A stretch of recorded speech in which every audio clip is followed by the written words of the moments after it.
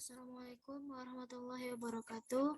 Baik, pada kesempatan kali ini saya ingin menjelaskan tentang uji hipotesis uji T1 sampel. Perkenalkan, nama saya Kopipa Simatupang dengan NIM 420123 PSMB, jurusan Matematika, Fakultas Matematika dan Ilmu Pengetahuan Alam, Universitas Negeri Medan. Pengertian uji T. Uji T adalah uji statistik yang digunakan untuk menguji kebenaran atau kepalsuan hipotesis nol. Uji T pertama kali dikembangkan oleh William Searle Goss pada 1915, yang awalnya ia menggunakan nama samaran student pada huruf T yang terdapat dalam istilah uji T, yang dimana itu merupakan nama terakhir beliau. Uji T disebut juga dengan nama student T. Sampel yang diambil secara acak dari populasi berdistribusi normal. Data berskala interval atau rasio. Kegunaan uji T. 1. Alat analisis data untuk menguji satu populasi atau dua populasi. Yang kedua, membandingkan dua mean rata-rata untuk menentukan apakah perbedaan rata-rata tersebut perbedaan nyata atau karena kebetulan. Penggolongan uji T. Uji T ada yang satu sampel dan ada yang dua sampel, yang dimana uji T dua sampel ada yang independen dan dependen. Uji T satu sampel. Uji T satu sampel adalah salah satu uji dalam analisis data yang melibatkan satu kelompok sampel dan menggunakan distribusi T-student dalam mengambil keputusannya. Uji ini termasuk dalam uji parametrik sehingga memerlukan beberapa asumsi yang harus dipenuhi oleh data sebelum melakukan pengujian. Asumsi-asumsi tersebut terdapat 3, yaitu variabel uji kontinu, baik berupa interval maupun rasio. Yang kedua, data sampel berdistribusi normal secara aproksimal. Yang ketiga, skor-skor pada variabel uji saling bebas satu sama lain. Tujuan dari uji T1 sampel pada umumnya adalah untuk menguji perbedaan statistik antara nilai rata-rata populasi dengan suatu nilai tertentu, nilai yang dihipotesiskan. Yang dimana rumus uji T1 populasi T hitung sama dengan X bar dikurang nu per S per akar N. T hitung sama dengan koefisien T, X bar adalah min sampel, nu adalah min populasi, S merupakan standar divisiasi sampel, dan N merupakan banyaknya sampel. Dan keputusannya, HO diterima ketika T hitung lebih kecil dari T tabel, dan sebaliknya HO ditolak ketika T hitung lebih besar dari T tabel. Atau jika disignifikasikan alfa lebih kecil, maka HO ditolak dan HA diterima, dan sebaliknya HO diterima dan HA ditolak. Untuk lebih jelasnya, langsung saja kita aplikasikan ke aplikasi SPSS.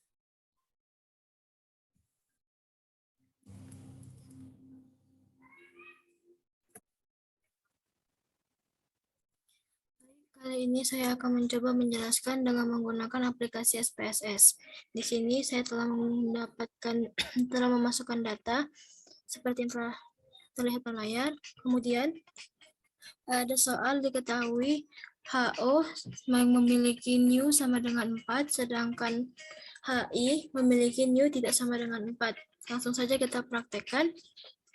Yang pertama analis, kemudian compress mean, kemudian one sample, kemudian kita pindahkan variabel daya tahan lampu ke tes variabel, kemudian opsional, kemudian pada konfidensi interval kita ketik 95 karena pada soal diketahui 95% kepercayaannya atau kebenarannya. Kemudian kita klik continue, lalu pada tes valuan kita klik 4, karena kita ingin menguji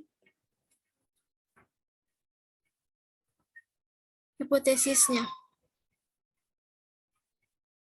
Lalu kita klik OK.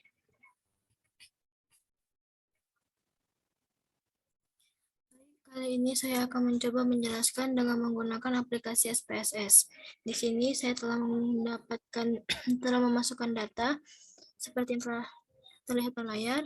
Kemudian ada soal diketahui HO memiliki nu sama dengan 4, sedangkan HI memiliki nu tidak sama dengan 4. Langsung saja kita praktekkan.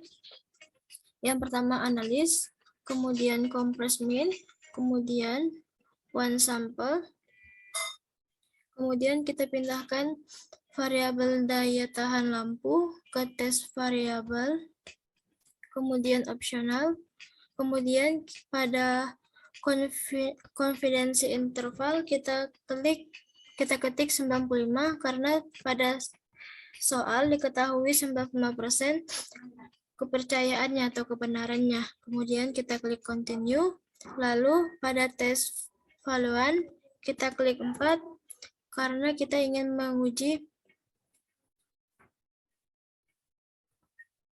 hipotesisnya.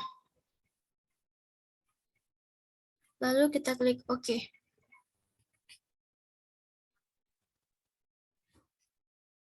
Seperti inilah hasil yang akan kita dapatkan. Pada tabel one sample statistik, kita peroleh N-nya sama dengan 25, min-nya sama dengan 4,84.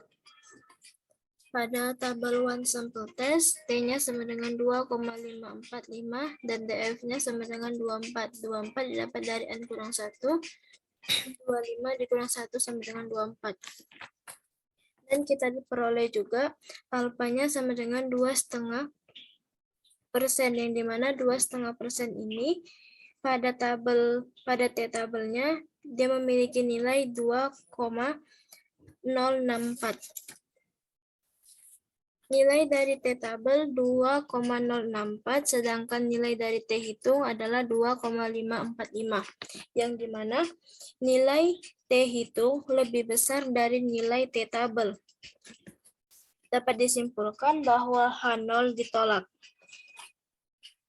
Maka dapat dilihat dari kriteria pengambilan keputusan, HI diterima dan H0 ditolak, yang dimana artinya nilai rata-ratanya tidak sama dengan 4. Dan kita tinjau dari nilai signifikannya. Nilai signifikannya alfa lebih kecil. Nilai alfanya lebih kecil, maka H0 ditolak. Yang dimana nilai signifikan pada tabel 0,018, sedangkan nilai signifikan pada T-tabel 2,064, yang menghasilkan H0 ditolak dan H1 diterima, yang artinya nilai rata-rata tidak sama dengan 4. Dan dapat disimpulkan bahwa hipotesis ditolak.